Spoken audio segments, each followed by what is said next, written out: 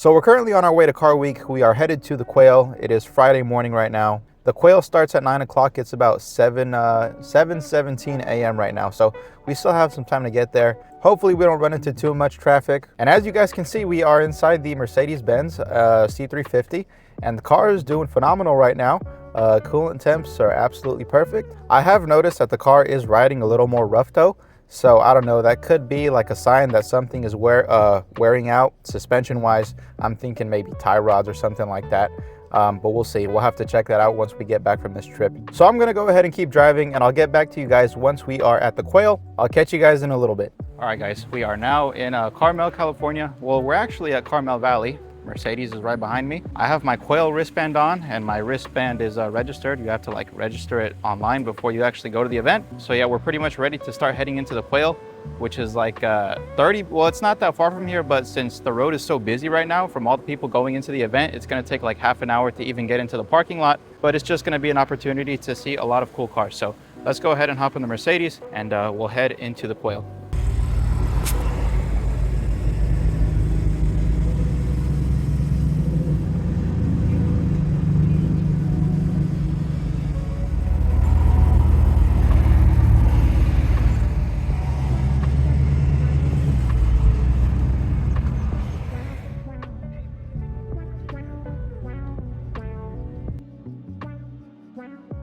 So since there was a lot of loud music being played at the event, I'm going to go ahead and voice over most of these clips. Anyway, as I was walking into the Quail, Bugatti was unveiling their newest hypercar, and it was very hard to get a look at it, but I did end up coming back later, and I did manage to get a good photo of it, which I'll put on screen right now. In my opinion, I think it looks amazing. I can't wait to see it on public roads. Up next here, we have a whole row of Koenigsegg's parked in one of the parking lot areas. Now, truthfully, I'm not the biggest Koenigsegg fan, but I can appreciate the rarity and the performance of these cars, even if I'm not super fond of the way they look. In my opinion, I think most Koenigsegg's just look a little too over the top for me personally, but they are very cool cars nonetheless. And funny enough, I actually saw this Koenigsegg Jesko right here, this white and red one, last year driving through Carmel. But my favorite one had to be this white on white Koenigsegg right here. I'm not too sure what model it is, but I'm sure you guys can tell me down in the comments below.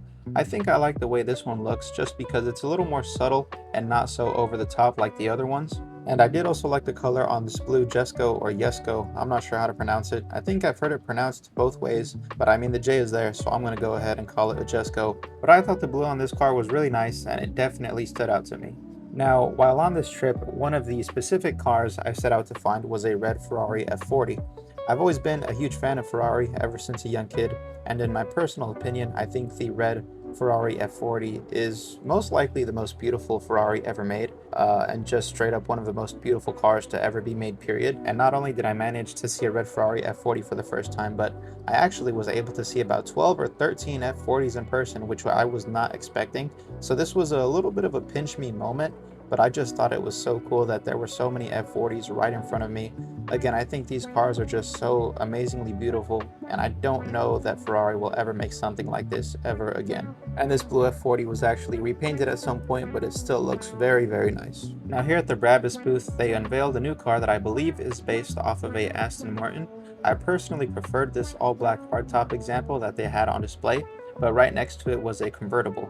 I really like the approach that Brabus took with this vehicle right here. I think it's a perfect mix of elegance along with sportiness combined. I think the wheels on this car are absolutely beautiful, and I think they really knocked it out of the park with their new car here. And seeing this car in person just makes you realize how long the car really is. It's only a two-door, but it is very long.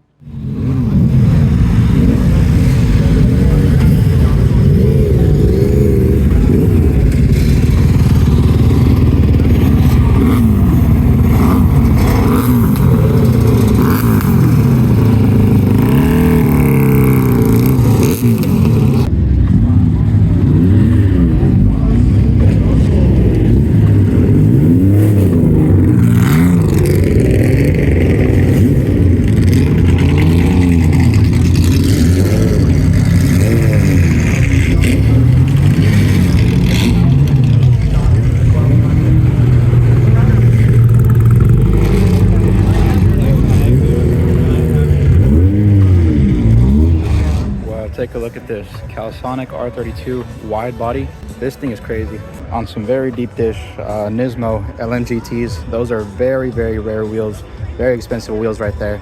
I've always been a big fan of this Calsonic livery. Very beautiful. What an amazing car. The only thing I would do here is lower the car up like maybe a little bit more. I mean, maybe it's on bags, but either way, this R32 right here is pretty cool. Up next, we had this pearl white R34 GTR.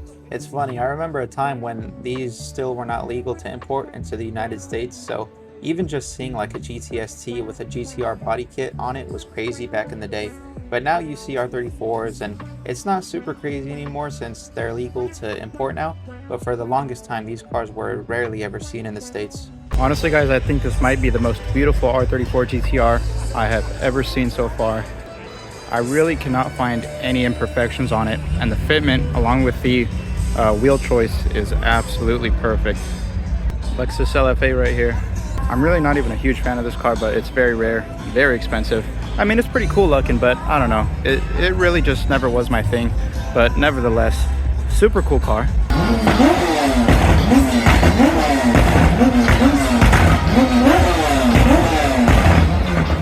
Up next is another car that reminds me a lot of my childhood.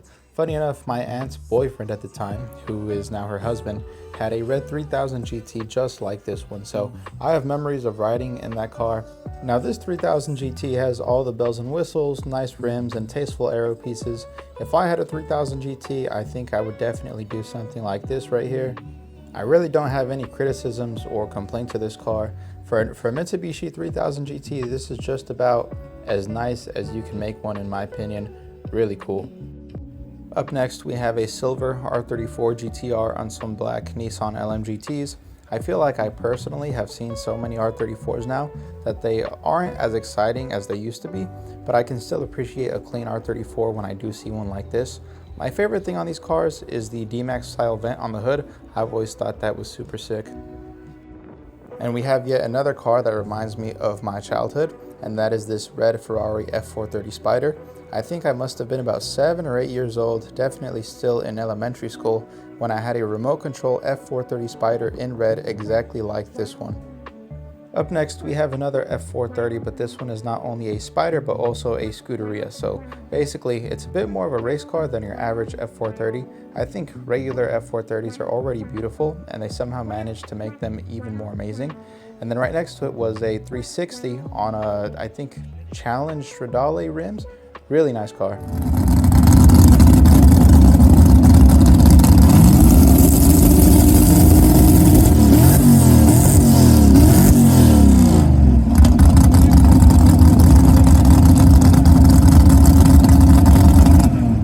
Up next, we have two of my favorite Lamborghinis of all time, and that is the Murcielago.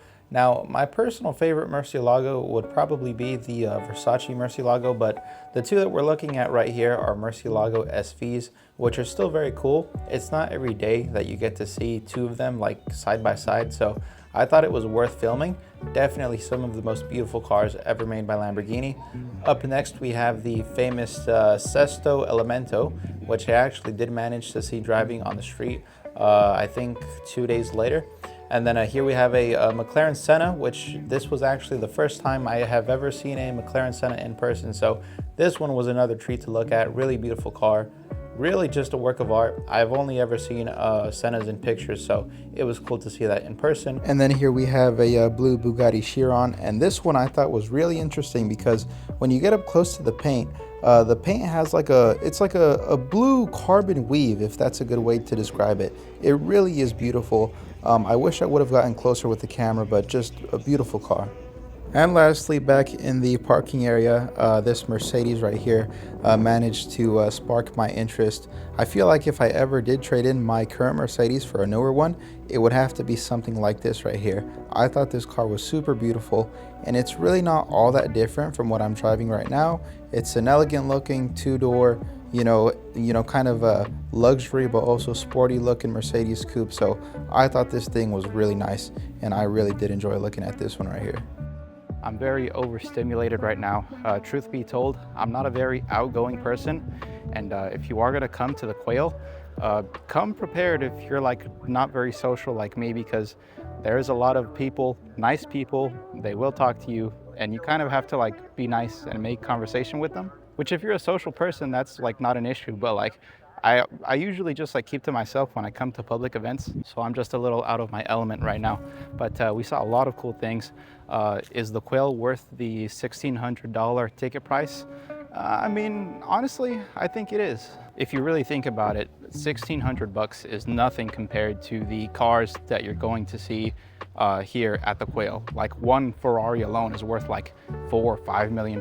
So if you really think about it, the 1,600 bucks that you're paying for the ticket is really nothing compared to the prices of some of these cars here that you get to see at the Quail. And there's so many things to look at, not to mention all the food. All the food is free. They have ice cream, lemonade.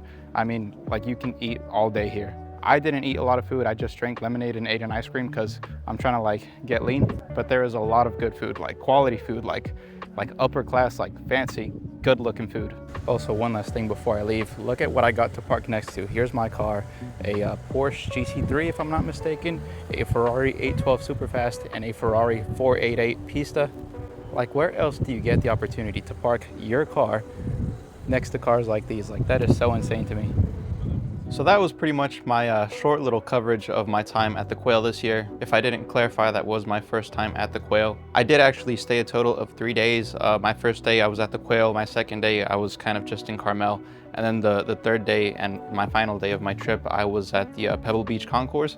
The 2 days after the Quail, I didn't really film much. I kind of just focused on pictures and enjoying the event. So if you guys want to see more pictures that I took and whatnot, you guys are more than free to check out my Instagram. The cars that I did film are like only a fraction of what there is to see at the Quail. So if you guys want to see like almost every single car in the show, like in depth, in detail, I would recommend going to watch a video from the 6 Cars YouTube channel or Drive with Roy. I've been keeping up with their videos throughout this entire car week, and they do record a lot of the cars, and I believe they were there filming the Quail and the Pebble Beach Concours in depth, showing a lot more vehicles than I did. Anyway, thank you guys for watching this week's video. As you can see, we're now back home from our trip.